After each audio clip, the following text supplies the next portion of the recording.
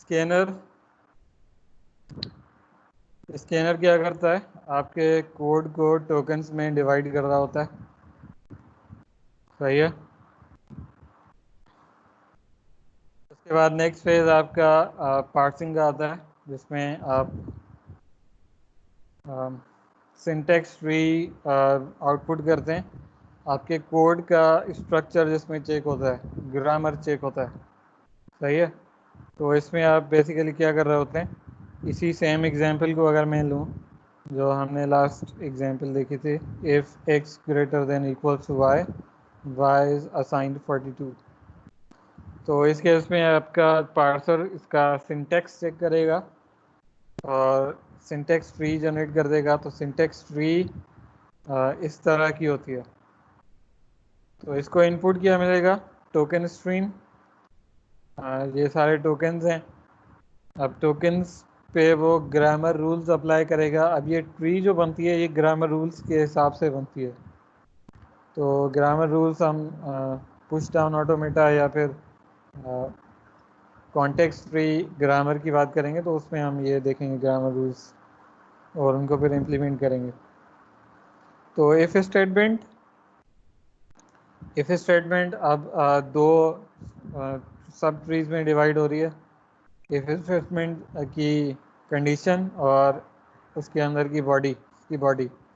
तो कंडीशन में क्या आ रहा है, कंडीशन में सबसे पहले ग्रेटर देन इक्वल टू की कंडीशन है, उसके लेफ्ट पे और राइट पे दो ऑपरेंड्स हैं, एक एक्स है और दूसरा ऑपरेंड वाई वेरिएबल। और अगर ट्री की राइट पे चले जाएं तो यहाँ पे भी एक बीच में ऑपरेटर है असाइनमेंट का, और अगेन दो ऑपरेंड्स हैं, वेरिएबल एंड राइट पे इंटीजर वैल्यू। अगर इस स्टेटमेंट में कोई चीज़ मिसिंग होती, फॉर एग्जांपल यहाँ पे मैं अगर y को हटा दूँ तो ये ट्री कंप्लीट नहीं होगी, लेफ्ट वैल्यू यहाँ पे मिसिंग होगी। तो अगर कोई चीज़ मिसिंग है इस तरह से तो यहाँ पे उसको एरर जनरेट कर देगा। अब इसमें अगेन ये सिंप्लीफाइड सिंटेक्स ट्री है, इसमें सारी चीज़ें काउंट नहीं हुई, ये कंप्लीट ट्री नहीं है। इस ट्री में क्या चीज़ें मिसिंग है, अभी कौन से टोकन्स मिसिंग है, टोकन्स कौन से हैं इस ट्री के अंदर।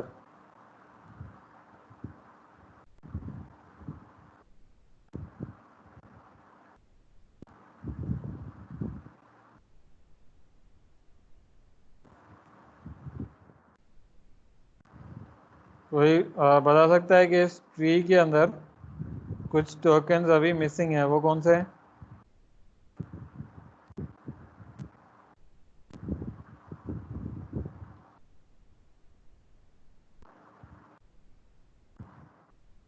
Anyone has idea.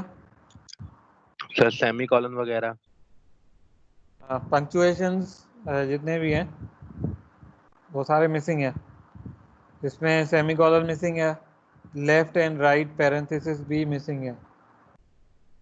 तो ये एक एग्जाम्पल ट्री है, इस तरह से बनता है, लेकिन कंप्लीट ट्री हम सिंटेक्स एनालिसिस फेज में जाके बनाएंगे।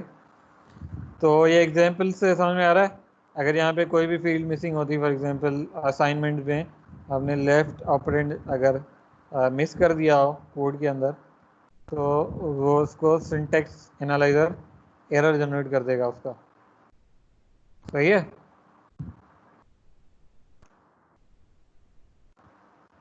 नेक्स्ट है दिस स्टैटिक सिमेंटिक एनालिसिस। अब सिमेंटिक की हमने बात की थी, लॉजिक्स की। तो दो तरह के लॉजिकल एरर्स आ सकते हैं, उनको हमने दो कैटेगरीज में डिवाइड किया था। एक वो एरर्स होते हैं जो कि आप कंपाइल टाइम पे चेक कर सकें, फिगर आउट कर सकें। कंपाइल टाइम लॉजिकल एरर की एग्जांपल रीडेफिनेशन है, या अनडिफाइंड वेरिएबल्स को आप वैल्यू असाइन कर रहे हैं। तो ये सारी चीज़ें आप कंपाइल टाइम पे ही चेक कर सकते हैं by cross referencing your symbol table. तो इसमें क्या होता है, यहाँ पे ड्यूरिंग और मोर कॉमनली आफ्टर पार्सिंग के बाद कॉमनली यही होता है, पार्सिंग के बाद आप इसमें कुछ चीज़ें स्टैटिक सेमांटिक्स में चेक कर रहे होते हैं, type checking, language requirements, proper declaration, इसमें री डिक्लेरेशन की एरर्स भी आ सकते हैं, रिसोर्स अलोकेशन है, and some other information for backend. तो ये सेमांटिक्स एरर्स के कुछ चेकिंग्स होती हैं जो कि हम सेमांटिक फेज में ही देखेंगे। अब डायनामिक सेमांटिक्स की हम बात नहीं कर रहे क्योंकि dynamic semantic is a part of run time environment backend, तो that is not part of this course. तो हम सिर्फ स्टैटिक सेमांटिक्स की बात करेंगे। अब बैक एंड पे आ जाएं, यहाँ तक फ्रंट एंड तो कंप्लीट हो जाता है। अब back end code generation and optimisation का जो फेज़ है, तो यहाँ पे इसकी क्या रिस्पॉन्सिबिलिटीज़ होती हैं। फ्रंट एंड जो आपका इंटरमीडिएट फॉर्म कोड जनरेट करता है उसको टारगेट मशीन कोड में आप रिप्रेजेंट करें, कन्वर्ट करें। Should produce good code. Good का मकसद यहाँ पे होता है time efficient, compact and low power consumption इसमें होनी चाहिए, एंड लो मेमोरी कंजम्पशन। ये कुछ रिक्वायरमेंट्स हैं, सही है। And then it also should use machine resources effectively. अब मशीन के जो रिसोर्सेज होते हैं दे आर लिमिटेड। सीपीयू की हम यूजुअली बात करते हैं, तो सीपीयू के अंदर लिमिटेड रजिस्टर्स होते हैं, और इंस्ट्रक्शन एंड फंक्शन यूनिट्स। अगर आपने कंप्यूटर आर्किटेक्चर का कोर्स पढ़ा है तो ये यूनिट्स, इसमें पाइपलाइनिंग वगैरह इंप्लीमेंट होती है, तो ये यूनिट्स लिमिटेड रिसोर्सेज होते हैं सिस्टम के अंदर, तो एफिशिएंटली यूज़ करें जो टारगेट कोड जनरेट हो रहा है। और अगर मेमोरी हायरार्की की बात करें तो मेमोरी हायरार्की में अगेन सबसे पहले रजिस्टर्स आते हैं, उसके बाद कैशे मेमोरी आती है, तो कैशे मेमोरी भी काफ़ी लिमिटेड होती है, उसको आप डिवाइड भी कर दिया है हायरार्की में, level 1, level 2 and level 3 caches. तो इन रिसोर्सेज को वो एफिशिएंटली यूटिलाइज करे। तो ये कुछ रिक्वायरमेंट्स हैं बैकएंड की। और अगर बैकएंड को आप पार्ट्स में डिवाइड करें तो इसके मेजर दो पार्ट्स होते हैं, एक ऑप्टिमाइजेशन का पार्ट होता है and second one is code generation. Code ये चीज़ें अगेन बैकएंड की हैं, हमारे कोर्स का पार्ट नहीं है, तो इनकी डिटेल्स में हम नहीं जाएंगे। ये बैकएंड का रिजल्ट दिखाया गया है, फ्रंट एंड का आउटपुट ये अगर आता है फॉर एग्जांपल, तो इससे करस्पॉन्डिंग आपका बैकएंड असेंबली कोड जनरेट कर रहा है, तो असेंबली कोड ये रहा, ठीक है। अब ये एग्जैक्ट असेंबली कोड नहीं है, लेकिन फिर भी एक अप्रोक्सीमेट असेंबली कोड ज़रूर है इसके लिए। तो ये कोड क्या कर रहा है, पहले रजिस्टर के अंदर वैल्यू असाइन कर रहा है एक वेरिएबल की। अब ये बेस पॉइंटर रजिस्टर, अच्छा मुझे ये बता दें पहले कि आपने असेंबली लैंग्वेज पढ़ी है। असेंबली लैंग्वेज यस में सर, पढ़िए। रजिस्टर्स, यस उसमें सर आपने पढ़िए। उसमें आपने स्टैक यूज़ किया है। Yes sir. स्टैक से मेरा मतलब है कि आपने लोकल वेरिएबल्स डिफाइन किए हैं जिसमें आप स्टैक से उनको एक्सेस करें फंक्शन यस कॉल सर। करके। अच्छा ठीक है, तो ये स्टेटमेंट आपको समझ में आ रही है क्या लिखा हुआ है, इसका मकसद क्या है। फर्स्ट वन, सर EAX में रजिस्टर में जो वैल्यू है वो मूव होगी ना सर। EX में रजिस्टर के अंदर वैल्यू मूव हो रही है, इसको हम X कंसीडर कर रहे हैं। Yes sir. EBP क्या है, ये कौन सा रजिस्टर है। सर EBP सर, ये तो सर सर ये बेस वेरिएबल पॉइंटर है है। ना। ये रजिस्टर है, बेस पॉइंटर रजिस्टर। अच्छा सर। ये एड्रेसिंग मोड है, असेंबली के अंदर डिफरेंट एड्रेसिंग मोड यूज होते हैं। जी सर, जी सर। तो बेस पॉइंटर से एक लोकल वेरिएबल उठा रहा है, ये कंसीडर कर रहे हैं कि एक्स वाई दोनों एक फंक्शन के अंदर के लोकल वेरिएबल्स हैं, तो लोकल वेरिएबल्स की वैल्यू उठा रहा है, एक्स की वैल्यू EAX रजिस्टर में, जो कि एक जनरल पर्पस रजिस्टर है, उसमें मूव कर रहा है। उसको कंपेयर कर रहा है सेकेंड लोकल वेरिएबल y से, सही है। तो उसके बाद ये कंडीशनल जंप है, जंप इफ लेस। अगर लेस है तो आप इस कंडीशन से बाहर आ जाएं, यानी कि नेक्स्ट स्टेटमेंट पे। और अगर ये कंडीशन ट्रू नहीं होती जंप इफ लेस की, यानी कि ग्रेटर की कंडीशन ट्रू हो जाती है, तो फिर ये क्या कर रहा है, y की एड्रेस पे 42 जी सर, वैल्यू 42। असाइन कर रहा है। जी सर।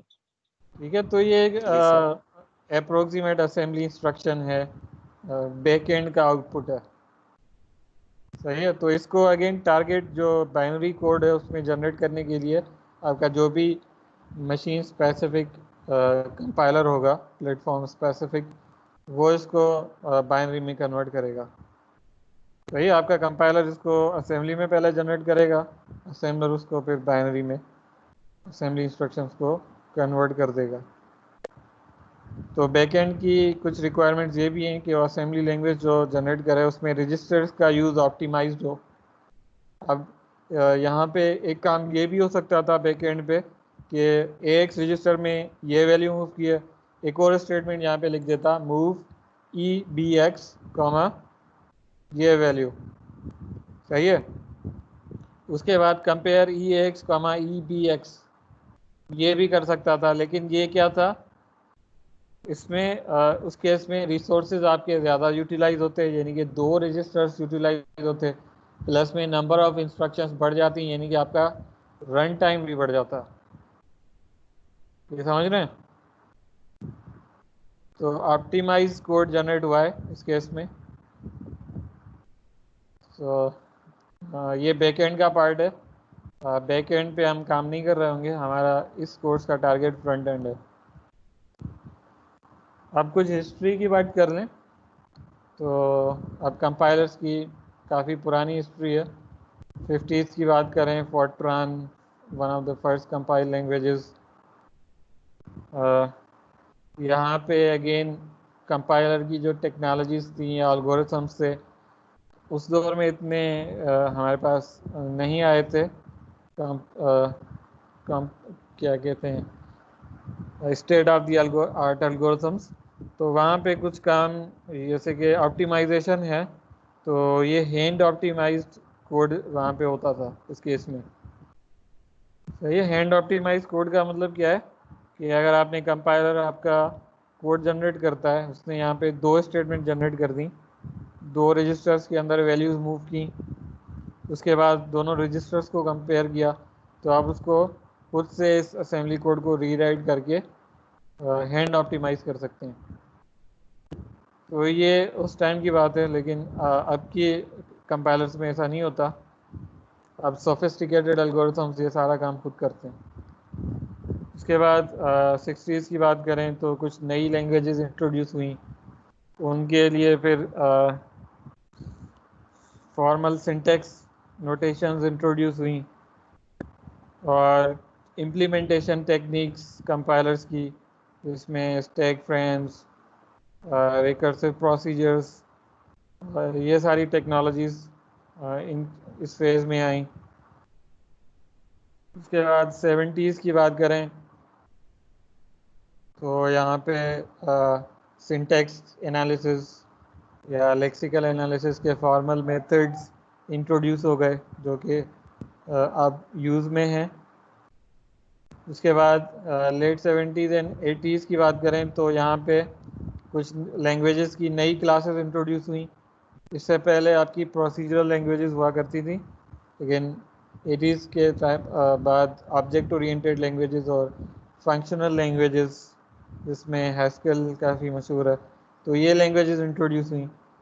तो ज़ाहिर है ऑब्जेक्ट ओरिएंटेड लैंग्वेजेस हैं तो उनके नए फीचर्स हैं, तो कंपाइलेशन टेक्निक्स या एल्गोरिथम्स भी इम्प्रूव हुए उसी हिसाब से। और न्यू मशीन आर्किटेक्चर्स जिसमें रिस्क और reduce instruction set architecture machines हैं, पैरेलल मशीन्स हैं, और मेमोरी हायरार्की, हार्डवेयर इम्प्रूवमेंट के साथ साथ आपकी कंपाइलर टेक्नोलॉजीज़ भी चेंज होती रहती हैं। इसका मतलब ये है कि शुरू में आपके कंपाइलर्स जो होते थे उनको सिर्फ आपके सिंगल प्रोसेसर आर्किटेक्चर को डील करना होता था। लेकिन अब क्योंकि हार्डवेयर मल्टी कोर प्रोसेसिंग आ रहे हैं, तो मल्टी कोर आर्किटेक्चर को डील करने के लिए अगेन आपको कंपाइलर भी उस तरह से डिज़ाइन करने पड़ेंगे। ये स्पेशली इम्पोर्टेंट है बैक एंड के लिए, क्योंकि जो मशीन स्पेसिफिक कोड है वो आपका कंपाइलर का बैक एंड जनरेट कर रहा होता है, जो कि ज़्यादा कॉम्प्लेक्स फेज है। तो ये चीज़ें इम्पोर्टेंट हैं बैक एंड फेज के लिए। उसके बाद 90s में one of the most important inventions of 90s is just in time compiler, जिसमें जावा के जो कंपाइलर है उसने ये ट्रेंड शुरू किया था। जस्ट इन टाइम कंपाइलेशन के अंदर क्या होता है कि आप जो कोड आपका यूटिलाइज होता है या एग्जीक्यूट होता है वो just in time intermediate form से मशीन लैंग्वेज में कन्वर्ट होकर एग्जीक्यूट होता है। तो ये टेक्नोलॉजीज आई थी, प्लस में अगेन हार्डवेयर इम्प्रूवमेंट्स हुई थी, parallel machines, complex memory hierarchies, caches के मल्टीपल लेवल्स बन गए। तो उस हिसाब से फिर कंपाइलेशन टेक्नोलॉजीज भी, एल्गोरिथम्स भी इम्प्रूव हुए। अगर लास्ट डेकेड की बात करें तो पोस्ट 2000s की, तो उसमें भी कुछ चेंजेस आई हैं। Software analysis, verification, security, phase compilation. इसके अंदर यहाँ पे जब हम ब्रेक पॉइंट्स यूज़ करते हैं तो ब्रेक पॉइंट में क्या होता है, आपका कोड कंपाइल भी होता है और रन भी हो रहा होता है, यानी कि मर्ज हो गए कंपाइलेशन इंटरप्रेटर्स दोनों। तो इस तरह की टेक्नोलॉजीज आई हैं पोस्ट 2000 में। इसके अलावा डायनामिक लैंग्वेजेस, जावास्क्रिप्ट की बात करें तो ये सारी टेक्नोलॉजीज पोस्ट 2000s की हैं, लेकिन ये फिर हमारे कोर्स का पार्ट नहीं है। पैरेलल सिस्टम्स के लिए कंपाइलर्स आए। This is one of the most challenging part in for compilers. Parallel systems को अभी तक कोई भी कंपाइलर फुल यूटिलाइज नहीं कर पाया।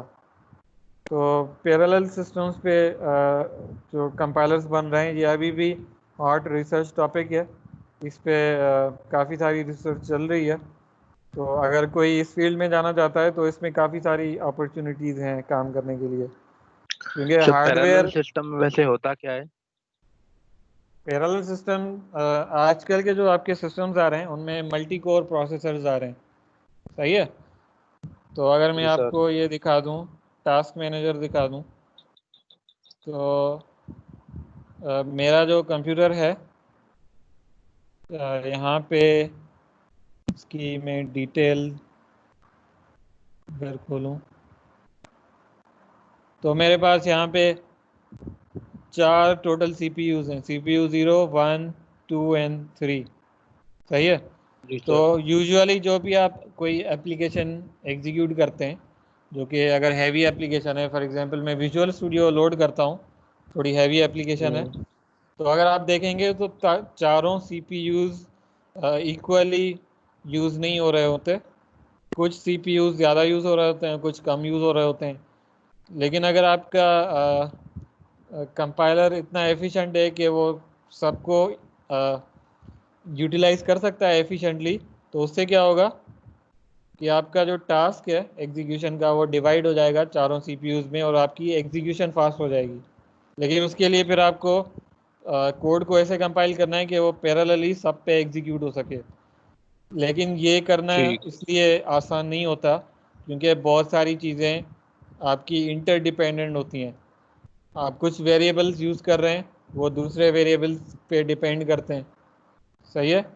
फॉर एग्जांपल मैं अगर यहाँ जी पे सर। कोड लिखता हूँ विजुअल स्टूडियो में, integer a equals 1, a plus equals 2, मैंने इस तरह से लिखा, b integer b equals a। सही है। अब ये इंस्ट्रक्शंस और ये इंस्ट्रक्शंस पैरेलल में एग्जीक्यूट नहीं हो सकते, क्योंकि जब तक मुझे a की पुरानी वैल्यू नहीं मिलेगी मैं ये काम नहीं कर सकता। अगर मैं इन दोनों को पैरेलल एग्जीक्यूट कर दूं तो बी के अंदर करेक्ट वैल्यू नहीं आएगी। सही है। तो इस वजह से ये, क्योंकि इंटरडिपेंडेंट स्टेटमेंट्स हैं, ये पैरेलल में एग्जीक्यूट नहीं हो सकते। तो पैरेलल ठीक है एग्जीक्यूशन में सर। हो सकता है मैं बाद की कुछ स्टेटमेंट, जैसे इसको, ये बाद में लिखी हुई है, ये इन पे डिपेंडेंट नहीं है, मैं इसको रीअरेंज करके मेरा कंपाइलर इसको यहाँ पे ले आता है। ठीक है। तो पैरेलल कंप्यूटिंग में, कंपाइलेशन के अंदर इस तरह की बहुत सारी कॉम्प्लेक्सिटीज आ जाती हैं जो कि हैंडल करना आसान नहीं होता, चैलेंजिंग टास्क है। इसलिए ये फील्ड जो लास्ट डेकेड की हम बात कर रहे हैं, compilers for parallel system, this is still an open challenge. इसको अगर आप scholar.google पे देखेंगे तो इसकी लेटेस्ट आपको रिसर्च मिल जाएगी। सही है। तो ठीक है parallel sir. systems are really complex systems to code on. Course project की हम दोबारा बात करते हैं। तो कोर्स प्रोजेक्ट में आप सबसे पहले तो मेंबर्स अपने चूज कर लें, टीम्स बना लें। मैं आपके लिए रख रहा हूँ मैक्सिमम, मेरे ख्याल से 4 मेंबर्स काफ़ी हैं। ठीक है सर। और इसके अलावा कोर्स प्रोजेक्ट आपका शुड इम्प्लीमेंट लेक्सिकल एनालाइजर, ये तो सबको करना है। उसके बाद सिंटेक्स एनालाइजर, ये भी रिकमेंडेड है, ये भी कर लें तो बेहतर है। एंड फाइनली सिमेंटिक एनालाइजर, वो फेज में ऑप्शनल रख रहा हूँ, you can go further for that. सही है।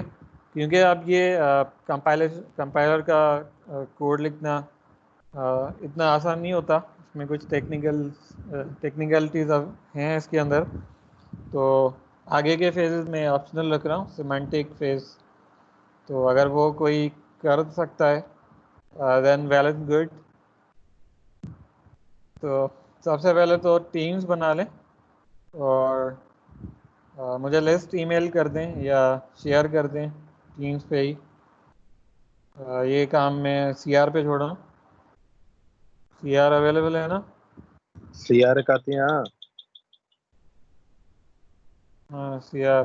सो गया तो, मेरे ख्याल से सो गया है अभी। सर ये लगता है सो गया सर। हाँ, ये मीटिंग ज्वाइन करके, यही है ना ये, जीशान नाम है इसका। नहीं सर, नहीं सर, इनाम अली सर। नहीं, आपके चेयरमैन थे तो मुझे चेंज बताया था, मेरे ख्याल से 27।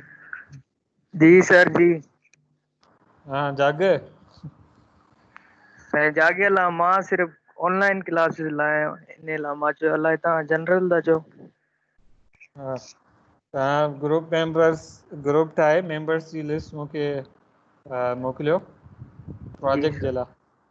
जी सर। सही आहे। जी जी। नेक्स्ट वीक ताईं, नेक्स्ट क्लास ताईं लिस्ट मोकिले छॾियो। जी सर।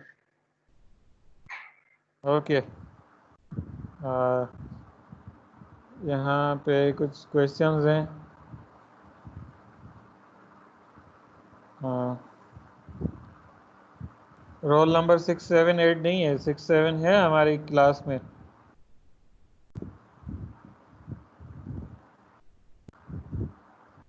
अल्लाह सर, रोल नंबर ही भूल गए अब तो। ये किसी ने मैसेज किया है कि 67 क्लास में ऐड नहीं है।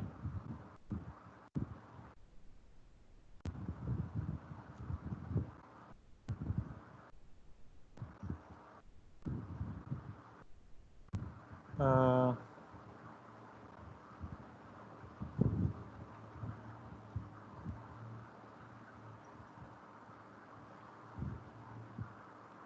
यहाँ पे चैट में कुछ क्वेश्चंस आ रहे हैं। एक तो 67 का मुझे नहीं पता, चलें देख लेंगे उसको। एंड 90 ने पूछा है कि इस प्रॉब्लम के लिए थ्रेडिंग टेक्निक, यस थ्रेडिंग भी यूज़ कर सकते हैं, लेकिन थ्रेडिंग सिंगल कोर पे ही यूज़ हो सकती है। जो मेन प्रॉब्लम होता है वो पैरेलल प्रोसेसिंग का होता है। पैरेलल में आप मल्टीपल कोर्स यूटिलाइज कर रहे होते हैं या मल्टीपल सीपीयूज यूटिलाइज कर रहे होते हैं। लेकिन थ्रेडिंग के केस में आप यूजुअली एक सिंगल प्रोसेस के अंदर ही मल्टीपल थ्रेड्स बनती है, वो इतनी एफिशिएंट नहीं होती जितनी आपकी पैरेलल प्रोग्राम जितना एफिशिएंट होता है। थ्रेडिंग इतनी ज़्यादा एफिशिएंट नहीं होती। तो parallel processing is more challenging and more rewarding. Project कहिड़ो? प्रोजेक्ट आपको कंपाइलर बनाना है और सेमेस्टर के स्टार्ट में जी सेमेस्टर के स्टार्ट में बनाना है। ग्रुप बनाना लाजमी है, आपकी मर्जी है, अकेले ही बना लें। हाँ, कोई आपको फ़ायदा नज़र नहीं आ रहा, अकेले बना लें।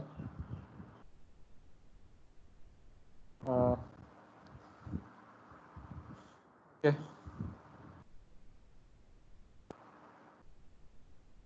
ग्रुप का फ़ायदा अगर आपको नहीं लग रहा तो आप इंडिविजुअल बना सकते हैं, तो उसका फ़ायदा आपको होगा।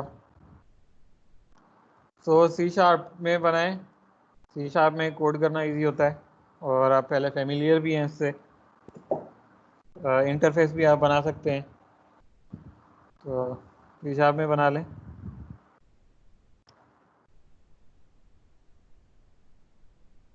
एंड सम रिसोर्सेज, अगर आप कंपाइलर रिसोर्सेज कुछ यूज़ करना चाहते हैं तो आपके पास ओपन सोर्स कंपाइलर्स अवेलेबल हैं। माइक्रोसॉफ्ट के कंपाइलर्स ओपन सोर्स नहीं है, लेकिन अगर आप ओपन सोर्स कंपाइलर्स की बात करें तो GCC GNU कंपाइलर कलेक्शन, ये आप फ्रीली डाउनलोड कर सकते हैं। ये कंपाइलर्स अवेलेबल हैं C के लिए, C++, Fortran, Java and some other languages. तो आप गिटहब पे जाके इनके सोर्स कोड डाउनलोड कर सकते हैं। इन कंपाइलर्स को आप डाउनलोड करके खुद से इनका सोर्स कोड कंपाइल कर सकते हैं। And here is a tool, Phoenix. Phoenix एक कंपाइलर कंस्ट्रक्शन टूल किट है। इसके थ्रू आप क्या कर सकते हैं? This is an integrated framework to build analysis, code generation and code optimisation phases for compilers. इसको अगर आप चाहें तो Phoenix compiler construction tool kit को आप एक्सप्लोर कर सकते हैं। Prerequisites, data structures and algorithms, ये आपके प्रीरिक्विजिट्स में। इसके अलावा automata, formal languages and automata, ये भी आप प्रीरिक्विजिट्स में इसके इस कोर्स के लिए। अब क्योंकि ये पुरानी चीज़ें, आप इनकी एप्लीकेशन यहाँ पे कर रहे होंगे। तो ये रेगुलर एक्सप्रेशंस हैं, DFAs, कॉन्टेक्स्ट फ्री ग्रामर्स, तो ये सारी चीज़ें आपने पढ़ी हैं लेकिन आपने इम्प्लीमेंट नहीं की। इस कोर्स में इसकी एप्लीकेशन है, तो ये कॉन्सेप्ट रिवाइज कर लें। एंड ठीक है असेंबली सर। लैंग्वेज बैकएंड का पार्ट है, इसको हम फिलहाल इग्नोर कर देते हैं, बैकएंड क्योंकि हम नहीं कर रहे। ग्रेडिंग पॉलिसी में आपकी अटेंडेंस, प्रोजेक्ट काउंट होंगे, बाकी एग्ज़ाम्स का स्टिल कुछ कंफर्म नहीं है। मैसेजेस आ रहे हैं।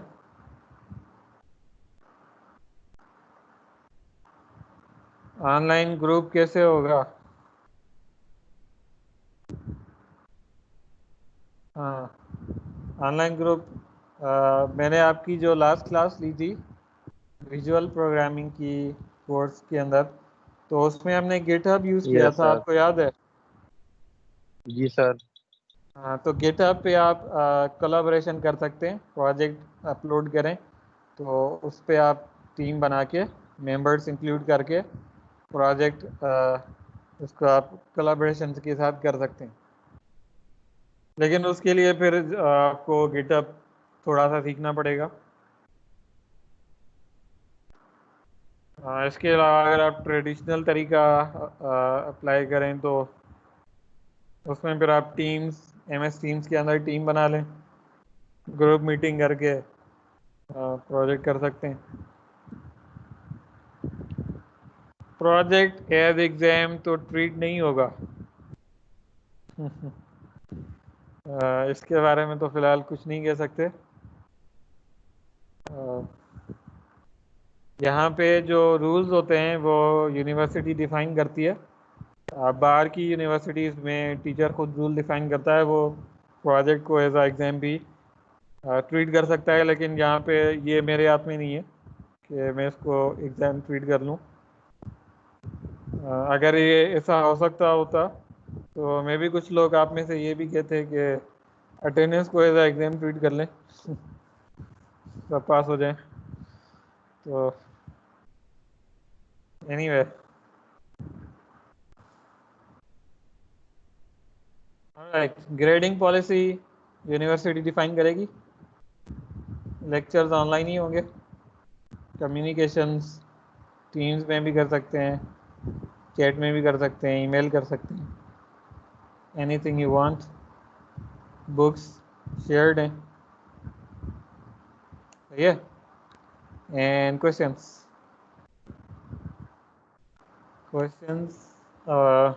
मेरे ख्याल से हो चुके हैं। Threading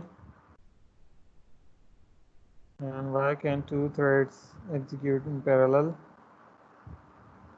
threading definitely performance improve करती है, नो इशू, बट थ्रेडिंग अगर आप मल्टी थ्रेडिंग की बात करें तो मल्टी थ्रेडिंग में थ्रेड्स एक ही प्रोसेस का पार्ट होती है।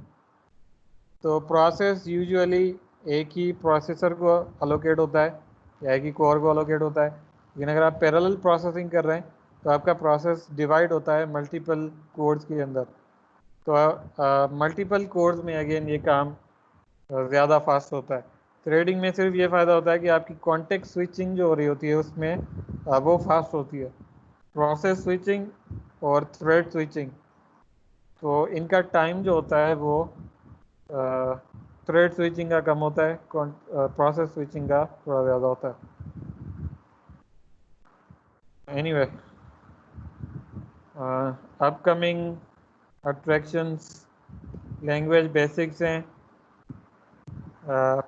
डिफाइन करने से पहले हम लैंग्वेजेस के कुछ बेसिक्स देख लेते हैं, उसके अलावा फिर हम लेक्सिकल एनालिसिस का फेज स्टार्ट करेंगे। And this point is important, very important.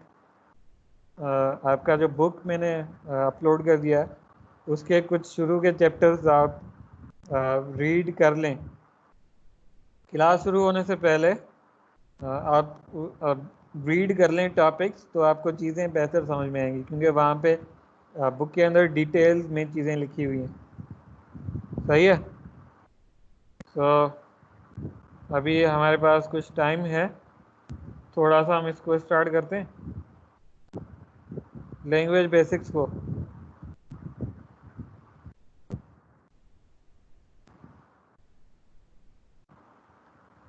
Language specifications, identifier, rules, function, scopes, कुछ एजेंडा है इसका सेकेंड लेक्चर का। तो लैंग्वेज की बात करते हैं, तो प्रोग्रामिंग लैंग्वेज और नेचुरल लैंग्वेज, इन दोनों में क्या फ़र्क होता है, कुछ डिफरेंसेस बता दें। नेचुरल लैंग्वेज जेका पाण ॻाल्हाईंदा आहियूं, मुझे टेक्निकल डिफरेंसेस बता दें।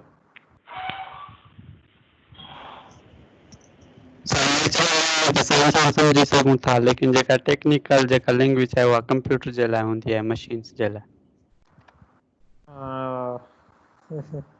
टेक्निकल डिफरेंसेस,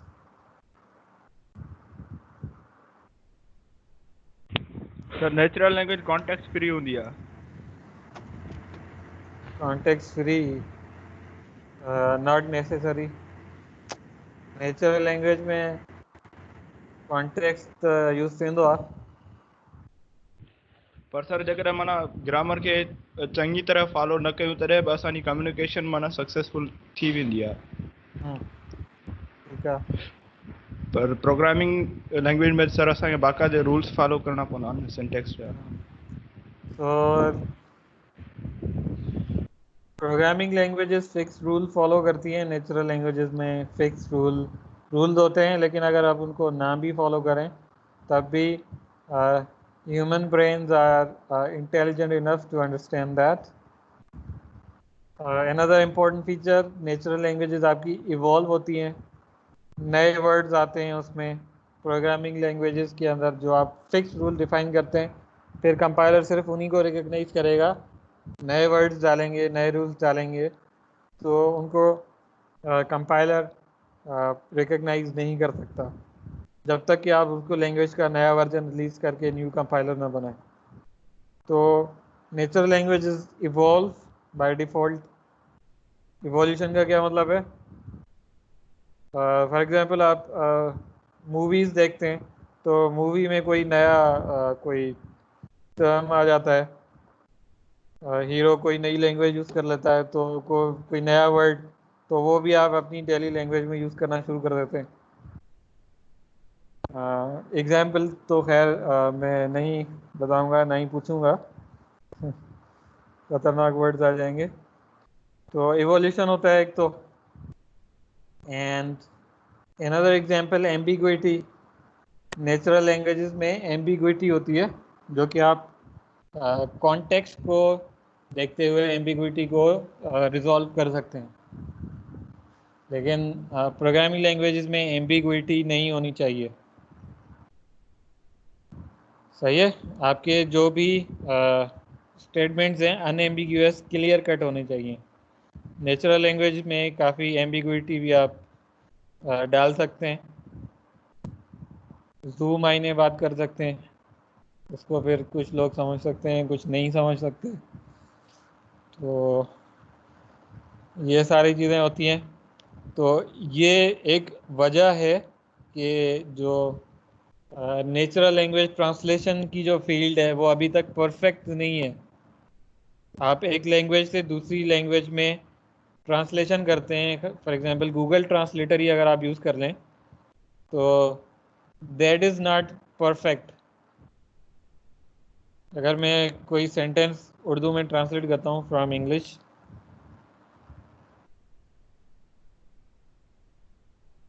गूगल ट्रांसलेटर खोलते हैं,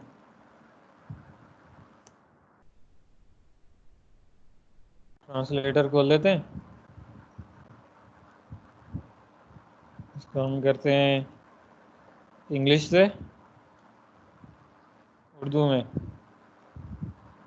अब मुझे कोई सेंटेंस बता दें इंग्लिश में जिसको हम उर्दू में ट्रांसलेट कर सकें। Hello world.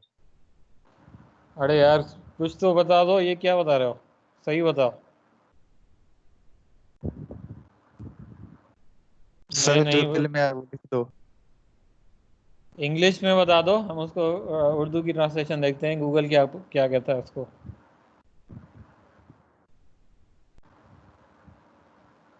ट्रांसलेशन। मुझे सेंटेंस बता दो, वर्ड तो वो ट्रांसलेट कर देगा। We are attending online class. कोई थोड़ा सा कॉम्प्लेक्स सेंटेंस बता दें। मैं बताऊं? चलो तुम ही बता दो। Time to end the class. लिख लेते हैं, तुम्हारी ख्वाहिश पूरी करते हैं।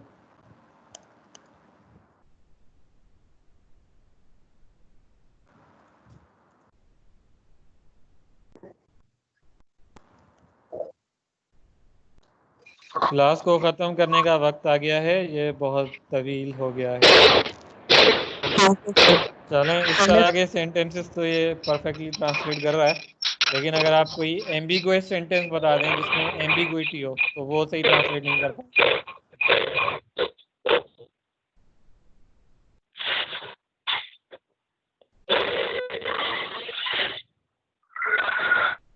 ये एक सेंटेंस है, मुशव्वर माइक बंद कर। ये एक सेंटेंस है, we are standing at the bank. सही है, इसको क्या ट्रांसलेट किया है इसने, देखें। हम किनारे पर खड़े हैं, किनारे खड़े हैं। तो बैंक के अगेन दो मकसद हो सकते हैं, आप रिवर के किसी किनारे पे खड़े हो सकते हैं, या फिर आप किसी फाइनेंशियल बैंक पे भी खड़े हो सकते हैं। अब इसको कैसे पता चलेगा, एम्बिगुइटी है। तो यहाँ पे नेचुरल लैंग्वेजेस ट्रांसलेशन परफेक्ट इसलिए नहीं होती, यहाँ पे एम्बिगुइटी भी होती है, कॉम्प्लेक्सिटी ज़्यादा इन्वॉल्व होती है। ये सारी चीज़ें। लेकिन अगर इसको आप कंपेयर करें कंपाइलेशन टेक्नोलॉजी से, तो कंपाइलर्स आपके नियर परफेक्ट ट्रांसलेशन कर देते हैं। ठीक है, मोस्टली आपका कोड अगर लॉजिक सही होती है तो वो करेक्ट ही होता है। तो these are some of the differences of natural and programming languages. अच्छा, आपका जो प्रोजेक्ट है उसमें आप अपना कंपाइलर डिफाइन कर रहे होंगे, तो उसके लिए ज़रूरी है कि लैंग्वेज भी आप खुद से डिफाइन करेंगे। तो लैंग्वेज डिफाइन करने का मकसद क्या है कि लैंग्वेज की जितनी भी स्पेसिफिकेशंस हैं, रूल्स हैं, लैंग्वेज के कौन से एलिमेंट्स होंगे, तो ये सारी चीज़ें आप डॉक्यूमेंट करेंगे बिफोर इम्प्लीमेंटिंग योर कंपाइलर। तो these specifications include identifier patterns, keywords, punctuations, constraints, syntax, semantics, ये सारी चीज़ें। तो स्पेसिफिकेशन जब आप कंप्लीट कर लेंगे, उसके बाद आप अपनी कंपाइलर का डिज़ाइन और इम्प्लीमेंटेशन शुरू करेंगे। एक रिकमेंडेशन आपके लिए ये है कि जिस लैंग्वेज के लिए आप कंपाइलर डिज़ाइन करेंगे, तो लैंग्वेज को आप सिंपल रखें। यानी कि सिंपल की एग्जांपल मैं सी की लैंग्वेज रख रहा हूँ, सी से ही आप सबसेट यूज़ करें, सी लैंग्वेज से आप कुछ कीवर्ड्स यूज़ करें उसी से रिलेटेड, सही है, कुछ कॉन्स्टेंट्स, लूप स्ट्रक्चर्स। तो ये सिंटेक्स आप सिंपल रखें, सिंपल कंपोनेंट्स आप यूज़ करें। अगर आप ज़्यादा चीज़ें रखेंगे, फॉर एग्जांपल अगर आप ऑब्जेक्ट ओरिएंटेड क्लासेस भी रख रहे हैं, उनके मेथड्स, फिर वहाँ पे एक्सेस मॉडिफायर्स, तो ज़्यादा कंपोनेंट्स रखेंगे, तो इससे क्या होगा, आपका कंपाइलर फिर उसी तरीके से इम्प्लीमेंट करना ज़्यादा कॉम्प्लेक्स हो जाएगा। तो कीप थिंग्स सिंपल, सही है। मज़ीद इसको हम बाद में डिस्कस करेंगे, यहाँ तक क्वेश्चंस लेते हैं। तो क्वेश्चंस हैं किसी को?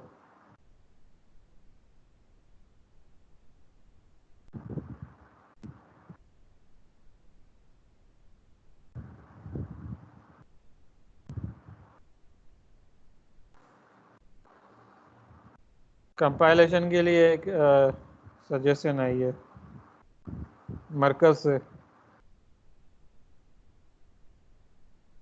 चलें, कोई स्पेसिफिक क्वेश्चन तो नहीं है, मैं अब यहाँ पे लेक्चर ख़त्म कर रहा हूँ।